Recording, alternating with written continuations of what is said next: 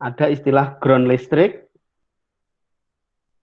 ada istilah netral, ada istilah pasang.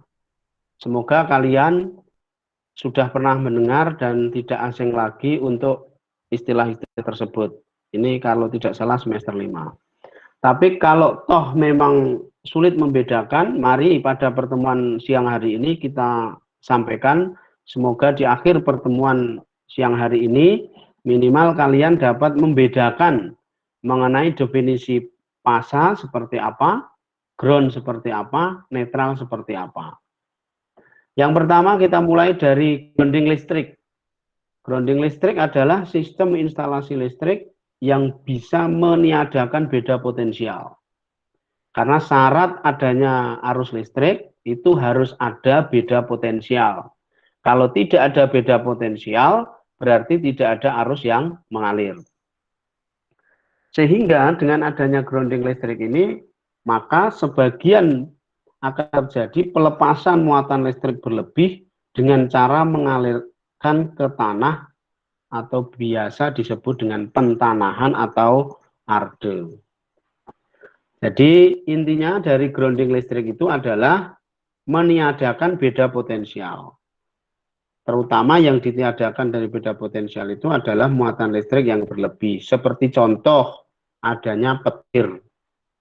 Petir itu sebenarnya potensi alam dari sebuah energi listrik. Namun itu dianggap berlebihan. Sampai sekarang belum ada teknologi yang bisa mengidentifikasi seberapa besar kemampuan dari petir tersebut. Sehingga kalau itu digunakan langsung masuk dalam sebuah rangkaian listrik itu sangat membahayakan. Maka di rumah-rumah tinggi, gedung-gedung tinggi diberikan penangkal petir. Artinya apa? Petir yang ada diserap oleh tembaga di ujung rumah paling tinggi, terus dialirkan ke tanah. Ini salah satu bentuk grounding listrik atau disebut dengan pentanahan atau arde. Orang menyebutnya ada arde, ada pentanahan, ada grounding listrik. Sehingga potensi petir atau energi listrik dari petir tersebut tidak jadi masuk ke rumah, tetapi di bypass, dimasukkan ke tanah. Oleh karena itu tidak mengakibatkan kebakaran. Jadi petir itu masuk dalam tembaga paling atas, terus dilakukan ke kabel, turunkan ke bawah, dimasukkan ke tanah. Namun demikian, dalam membuat arde ini tidak sembarangan. Sebenarnya ada teorinya, ada alat ukurnya. Karena apa? Arde ini diusahakan semaksimal mungkin memang harus mendekati nol. Bagaimana teori yang ada, ini harus di bawah 2 ohm. Sehingga ini adalah tidak ada hambatan. Nah, untuk mencari titik tanah yang bisa menetralisir muatan atau listrik yang berlebih itu, maka bisa dilakukan menggunakan alat seperti ini yang disebut grounding test untuk mencari titik-titik tanah di mana tanah tersebut mengandung hambatan yang kurang dari 2 ohm. Sehingga tidak sembarangan mencari ground atau tanah atau arde tersebut. Ada juga yang ini ditanam di dalam sumur. Jadi ini dimasukkan ke dalam pipa peralon itu sudah dibor menjadi sumur, dan arde ini ditanam di dalam air dari sumur tersebut. Sehingga pembumian energi listrik yang berlebih itu bisa sesegera mungkin masuk ke dalam bumi. Bumi ini adalah penetralisir dari energi listrik. Semoga paham, ini definisi pertama yang sering kita sebutkan. Dan biasanya di fakta di lapangan, kalau di rumah tangga, grounding listrik ini berada di bawah APP, alat pembatas dan pengukur. Orang Cilegon menyebut meteran. Tetapi di Indonesia luar biasa. Orangnya sakti-sakti dan pinter-pinter. Sehingga tidak jarang di bawah APP tersebut sudah tidak ada groundnya. Kadang-kadang pindah rumah, pindah APP dan sebagainya tidak disertakan lagi ground yang ada di bawahnya tadi. Ini sebenarnya sangat berbahaya karena memang ini adalah gunanya untuk menetralisir muatan listrik yang berlebih. Yang kedua, netral. Jadi di samping ada ground, ada pasa, ada netral. Ini adalah gambar stop kontak yang biasa kita gunakan. Secara teori yang baik, yang benar, sebenarnya stop kontak kita atau jaringan listrik kita seharusnya terdiri dari 3 ini. Ada pasa, ada netral, ada ground. Namun di Indonesia, ground sama netral ini digabung menjadi satu. Terlalu mahal. Kabelnya yang seharusnya 3 cukup menjadi 2. Inilah yang tadi saya sebutkan, Indonesia adalah pinter-pinter itu adalah seperti itu. Namun ini teori, sehingga perlu saya sampaikan yang benar seperti apa. Netral listrik ini adalah sistem kabel bermuatan listrik rendah mendekati 0 dan dipakai sebagai acuan. Ini mendekati 0, berbeda dengan ground tadi. Kalau ground itu sumbernya dari mana, tapi kalau netral itu sumbernya dari listrik itu sendiri, tapi muatannya adalah rendah. Untuk membedakan atau terjadi beda potensial antara pasa dan dirinya itu, netral itu. Sehingga ini dipakai sebagai acuan. Tadi sudah saya sampaikan di Indonesia netral dan ground digabung menjadi satu. Seperti kita ketahui, agar terjadi aliran arus listrik maka harus ada beda potensial. Kabel netral walaupun tersentuh, kita tidak akan tersengat atau kesetrum. Karena sesuai namanya juga netral, sehingga tidak mengandung tegangan. Ini tidak usah khawatir. Kabel netral itu nyetrum atau tidak. Kalau itu benar-benar netral, pasti tidak nyetrum. Kalau nyetrum berarti bukan netral. Berarti memihak itu namanya. Ini fase listrik. Fase listrik adalah arus listrik positif. Kabel fase sudah jelas, yaitu kabel yang mengandung tegangan. Ciri utama dari kabel fase adalah bisa dites pen, akan menyala. Perhatikan ini, kalau ada lubang stop kontak, silahkan dites pen salah satu lubangnya. Kalau nyala, berarti inilah yang dinamakan fasa. Yang mati, ini adalah netral. Seharusnya kawat-kawat ini, seharusnya ini adalah ground, dihubungkan dengan tanah. Namun di Indonesia, ini sama netral itu digabungkan menjadi satu. Mungkin ada kasus khusus nanti pada waktu kalian ada troubleshoot di rumah.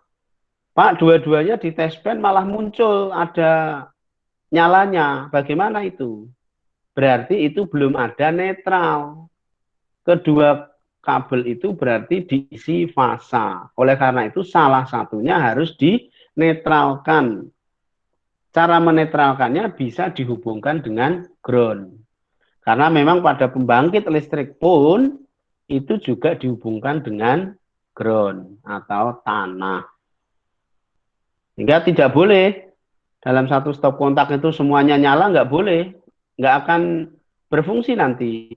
Seandainya dihubungkan dengan lampu, nggak akan nyala lampunya. Harus salah satu dinetralkan. Syaratnya tadi sudah saya sampaikan, titik kedua ini harus terjadi beda potensial. Nah, sekarang bagaimana kalau kalian akan membuat wiring diagram sendiri di rumah? Sebenarnya sebagai contoh di rumah saya, seluruh instalasi 2 lantai tidak saya kerjakan orang. semuanya saya kerjakan sendiri. Karena apa? Karena saya menganut ini supaya pasti saya tidak pernah menggunakan kabel serabut. Ini namanya kabel tembaga tunggal, bukan kabel serabut yang kecil-kecil. Itu berbahaya kalau digunakan untuk listrik. Yang pertama, kabel fasa bisa disebut juga dengan kabel fasa, kabel positif. Ada yang menyebut kabel api, nyala, nyetrum. Itu adalah indikasi-indikasi definisi dari sebuah kabel fasa. Sedangkan kabel netral biasa disebut juga kabel negatif, atau kabel badan, atau kabel bodi, atau kabel tidak nyetrum. Yang ketiga, kabel arde biasa disebut juga dengan kabel pentanahan atau grounding. Tadi sudah saya sebutkan di atas. Nah, dari ketiga kabel ini, bagaimana cara kita menetapkan aturannya seperti apa? Merah itu fasa atau netral? Kuning hijau fasa atau netral? Biru fasa atau netral? Kita lihat. Ini aturan warna kabel yang baru, kode warna kabel yang baru. Untuk kabel fasa, tergantung nanti perhatikan, menggunakan kabel warna merah.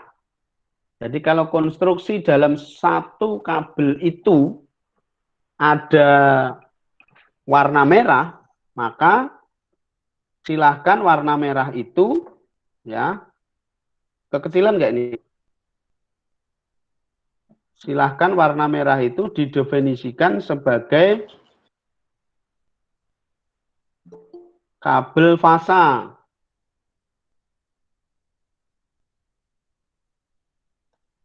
Ya, warna merah ini adalah sebagai kabel fasa. Kalau ada hitam seperti ini, berarti pakailah yang hitam sebagai kabel fasa.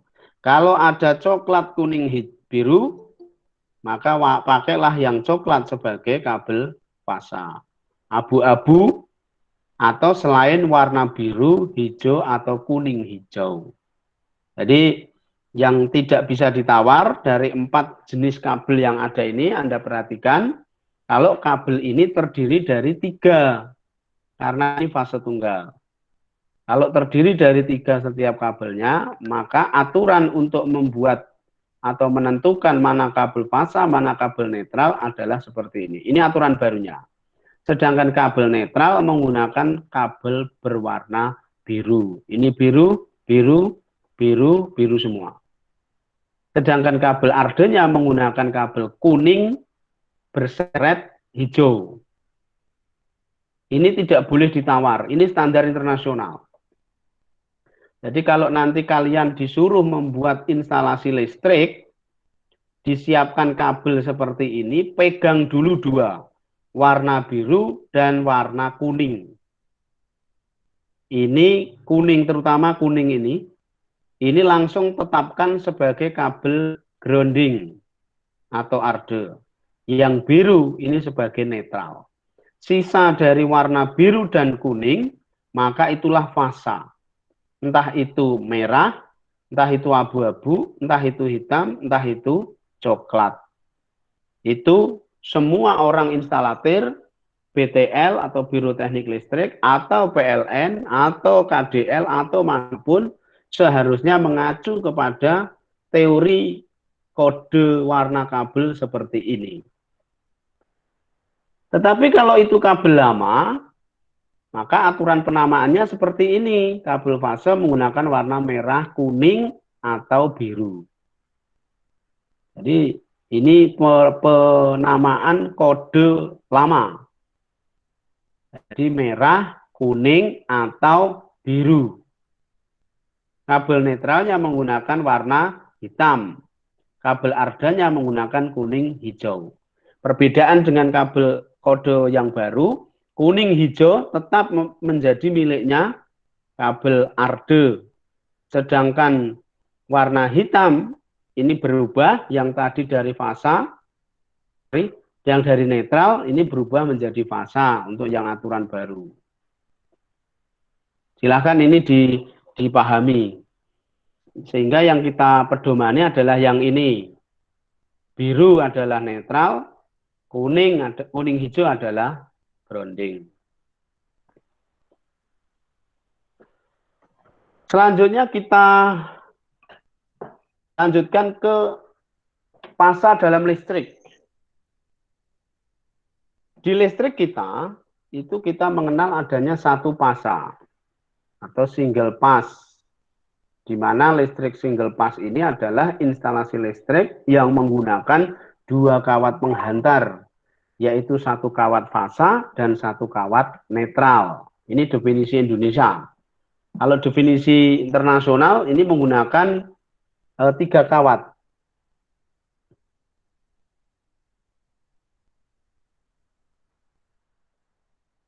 Yaitu ditambah dengan ground. Caranya, kalau kalian mau membuat instalasi sendiri seperti ini.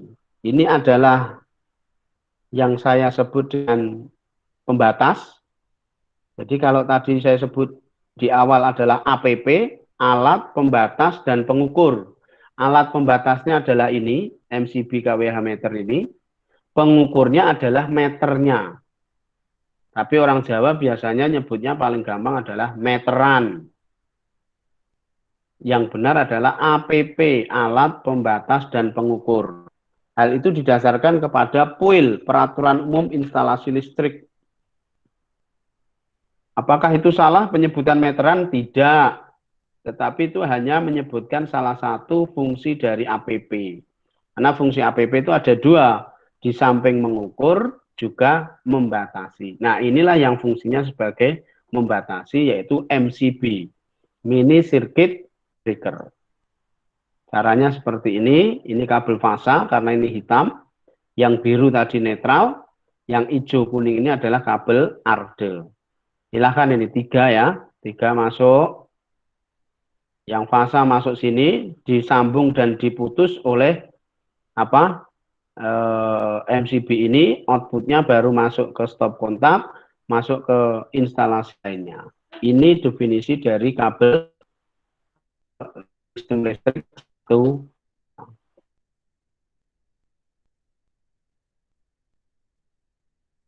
adalah listrik dua fasa. Sebenarnya listrik dua fasa ini tidak ada, tapi teorinya ada. Kenapa demikian? Karena memang alat-alat listrik dua fasa ini memang belum tersedia. Tetapi secara teori memungkinkan tidak listrik dua fasa? Mungkin. Sehingga fasanya 2, netralnya 1, groundnya 1. Namun demikian saat ini sudah mulai orang membuat settingan listrik dua fasa. Tapi fungsinya, penggunaannya memang ini dianggap pemborosan. Hingga sering langsung mengambil ke sistem listrik yang ketiga, yaitu adalah 3 fasa. Kenapa? 3 fasa itu bisa difungsikan 3 fasa, bisa difungsikan 1 fasa. Listrik 3 fasa adalah instalasi listrik yang menggunakan 3 kawat fasa dan 1 kawat netral atau kawat ground. Ini Anda perhatikan. Nah, pada sistem 3 fasa itu lebih sering disebut dengan konstruksi star atau bintang maupun delta atau segitiga. Ini konstruksi dari kawat instalasi untuk 3 fasa bintang. Ini formulasinya. Ini adalah IPH itu adalah arus fasa, IL itu adalah arus line. Line dalam di sini adalah R, S, T. Jadi setiap line pada kabel 3 fasa itu disimbolkan dengan R, S, T. PPH adalah volt tegangan untuk fasa 1, katakanlah fasa R dengan netral. VL adalah fasa antar line antara R dan S. Netral ini adalah titik temu dari ketiga fasa tersebut. Maka kalau ini diikuti, ini membutuhkan 4 kabel. R, netral, S, T. Dikonstruksikan kalau nanti di mana? Di motor itu adalah seperti ini. Pertemuan setelah ini nanti kita membahas motor listrik. Nah, listrik 3 fasa itu tegangannya seperti ini. Kalau dikonstruksikan sebagai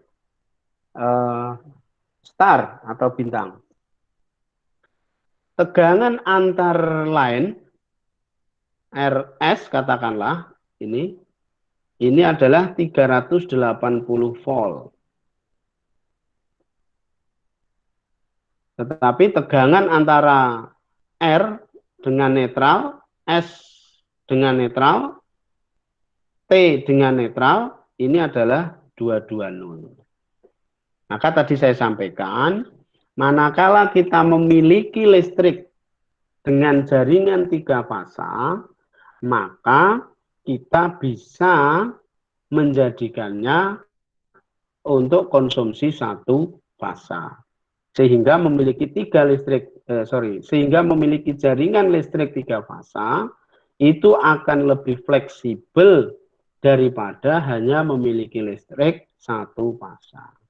Namun demikian, untuk kepentingan rumah tangga ini dianggap memberatkan karena biaya operasional pajak ini sangat mahal. Kalau penggunaan listrik itu tidak menghasilkan, untuk apa menggunakan listrik 3 fasa? Untuk di rumah tangga, golongan R1 dan sebagainya, itu tidak ada yang menggunakan listrik 3 fasa. Biasanya listrik 3 fasa itu digunakan untuk industri, usaha, UMKM, seperti peternakan ayam, untuk blower, dan sebagainya, itu biasanya minta listrik 3 fasa. Nah, ini untuk listrik 3 fasa yang dikonstruksikan delta atau segitiga. Tuh. IPH sama, IL sama, tadi sudah saya jelaskan. Konstruksi di lapangannya adalah seperti ini. U dari X digandeng dengan V, dari Y digandeng dengan W. Hingga berbeda dengan yang konstruksi, nah ini. Kalau konstruksi star, ini dari titik X digandeng ke Y, dari Y digandeng ke Z. Selesai. Tapi kalau di delta, ini diagonalkan seperti ini. Untuk lebih detailnya, nanti pengalaman saya bekerja di perusahaan, jurusan teknik mesin harus tandem atau kolaborasi dengan teknik elektro. Sehingga akan menjadi lebih paham kalau itu nanti teamwork dengan teknik elektro. Nah, untuk tegangannya seperti apa? Tegangan dari delta itu adalah seperti ini. Untuk fase B ke fase A itu 240 volt. Fase A dengan netral 120 volt. Netral dengan fase C 120 volt. Fase B dengan fase C 240 volt. Itu. Ini kalau menggunakan konstruksi delta. Dari 2 konstruksi ini lebih populer, biasanya ini digunakan untuk konstruksi pada motor atau generator. Nah, motor sama generatornya nanti kita bahas pada pertemuan yang akan datang. Keuntungan dan kelebihannya seperti apa? Nah, ini Anda perhatikan. Untuk fase listrik yang dikonstruksikan dengan star atau bintang tadi. Tegangan, ini U ini tegangan fasa sama dengan tegangan lain dibagi akar 3. Sedangkan kalau untuk delta, tegangan fasa sama dengan tegangan lain.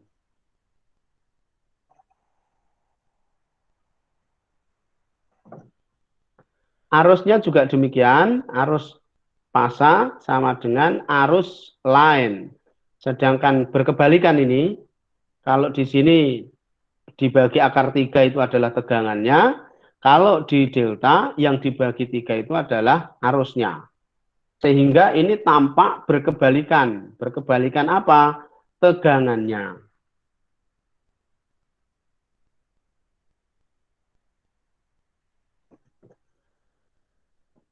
Sehingga dari rumus-rumus yang ada ini, jika diturunkan, maka akan diperoleh rangkaian yang dikonstruksikan untuk star, itu akan sepertiganya lebih rendah dibandingkan dengan delta. Oleh karena itu, ini biasanya konstruksi star delta ini digunakan untuk konstruksi pada rangkaian motor dan generator. Pada saat running pertama kali, menggunakan konstruksi star. Arusnya yang kecil. Nanti pada waktu, menggunakan delta, arusnya yang kecil. Setelah jalan nanti menggunakan delta. Perhitungan daya dari listrik satu fasa, di mana P ini adalah daya, sama dengan V kali I kali cos pi. Ini untuk satu fasa. Sedangkan kalau untuk 3 fasanya, maka ditambah dengan akar 3. Kenapa di akar 3? Karena memang kita memiliki 3 fasa. Demikian pertemuan kita pada sore hari ini mengenai masalah fasa listrik. Semoga dapat dimengerti. Dan di slide akhir ini, saya memberikan topik untuk didiskusikan. Contoh-contoh peralatan yang mengkonsumsi listrik satu fasa, 2 fasa, dan 3 fasa. Diskusikan kelemahan dan kelebihan dari masing-masing fasa tersebut. Hasil diskusi tersebut silahkan dituliskan di catatan Anda sendiri, suatu saat akan dibutuhkan. Terima kasih. Demikian presentasi materi kita pada sore hari ini. Kita lanjutkan tanya jawab. Kita akhiri pertemuan pada sore hari ini, kita akhiri dengan tanya jawab. Terima kasih.